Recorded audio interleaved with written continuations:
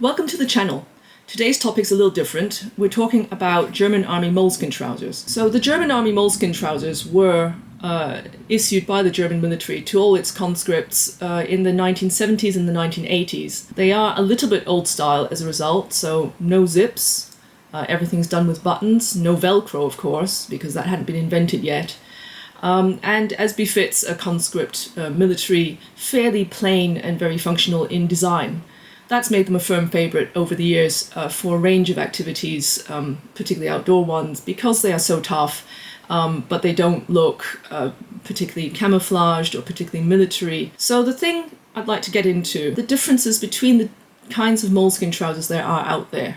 There are the originals, if you're lucky enough to get hold of some in brand new condition. There's the original manufactured commercial sale, but they are manufactured to original specifications by the original contract manufacturers, which are still going.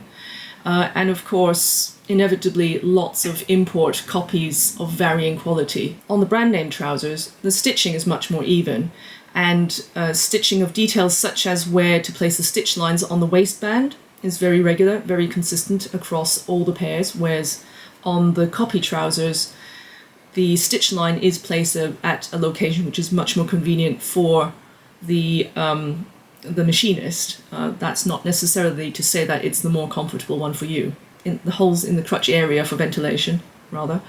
On the original trousers, these are neatly done and finished with a finishing stitch all round. And on the copy trousers, they are just absent completely. We measured both of these. As you would expect with a brand name pair of trousers, the sizes on the waist and the inseam were very, very consistent. These ones are labelled as 95 centimetres or 38 inches, almost 38 inches, and they really did come up 95 centimetres, actually 96 centimetres, so that would be 38 inches. Also the inseam, we measured that up. It says it's 80 centimetres. It came up as 81 centimetres, which is a pretty solid 32 inches.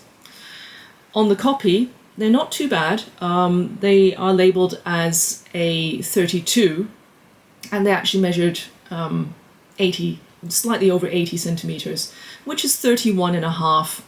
But with the fabric being able to stretch, you could get 32 out of it. The inside leg was a little more disappointing. That measured up as 79 centimetres, so you're closer really to a 31, maybe 30 and a half inch, rather than a full 32 inches on the inside leg. That may or may not be bothersome. The other one is what we'd call the rise, or you'd probably feel it as the crotch seam. So when you pull the trousers on, whether or not you feel it's a little bit tight in the crotch area. And the copy trousers did come up a fair bit shorter, 30 centimetres on the front and 41 centimetres on the rear. With the brand name ones, they came up 32 centimetres on the front and 44 centimetres on the rear. So you can instantly tell you're going to have a bit more feeling of space in the original ones.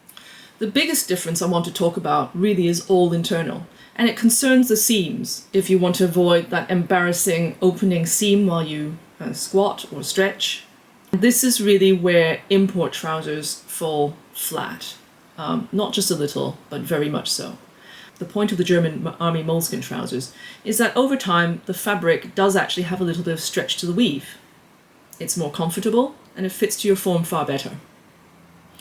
That means that when you construct a seam, especially in an area like the seat, you need to construct a seam which will take account of the fact that the fabric is going to stretch and keep the fabric pinned in place.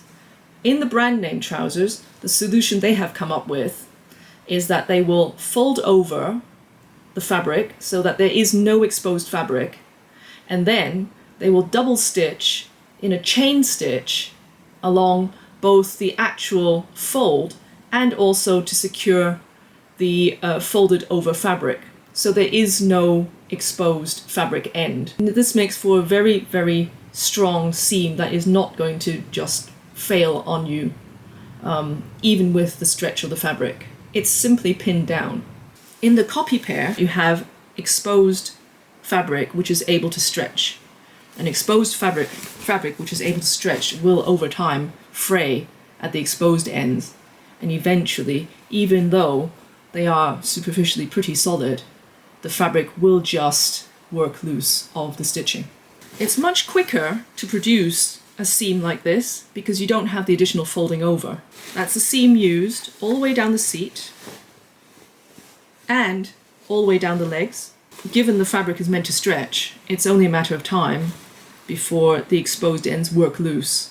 And that is the main internal reason why the cheaply produced import copies just cannot stand up to the same kind of use as the original brand name versions. I hope you enjoyed this video, and I hope it helped to shed some light on two pairs of trousers which are superficially very, very similar.